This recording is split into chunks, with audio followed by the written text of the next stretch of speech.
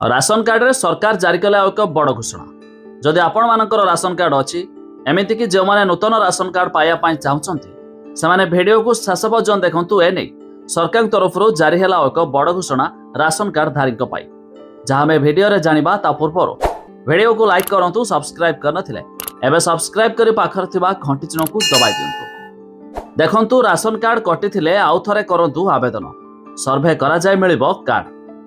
तबे e KYC रे गरीबंको ration card कटि जिबा अभियोग प्रसंग रे मुह खुलिले मंत्री कहिले एपरि होइथिले शीघ्र जणांतु।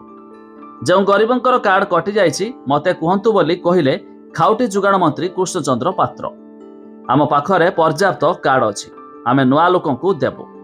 जदि भूल रे कटि जाइछि तेबे आउ थरे कार्ड पाई आवेदन करंतु बोली मंत्री मध्य कहिले। तेबे आउ थरे आवेदन कला परे सर्वे करी कार्ड दियाजियो बोली मंत्री मध्य जणाइछन्ति। पाखापाखि 1 लाख लोकंक कार्ड कटिछि। तेबे इनकम टैक्स देउथिबा और भल चाकरी करिथिबा लोकंक कार्ड कटा जाइछि। तेबे जदि आपण भी राशन कार्ड एपर्यंत पाई नाथि आ पाया पाई योग्य होइथिबे तेबे आपण चाहिले एबे नुआ आवेदन करि पारिबे जा फल रे सरकार मध्य याकू अप्रूव दे आपण भी सरकार तरफ आसुथिबा मागणा राशन सामग्री लाभ उठाई पारिबे। आ एक कथा जानिथिबे एबे रिसेंटली सरकार मध्य किछि नुआ कार्ड अप्रूव करिसथि अर्थात नुआ कार्ड बंटन करिसथि।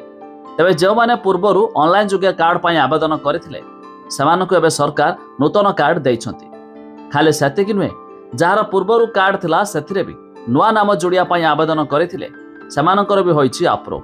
हेले जदि एपर्यंत भी आपण माने कार्ड पाइ नाथि तबे आपण चाहिले ऑनलाइन जोगे नुआ मध्य आवेदन करि पारिबे।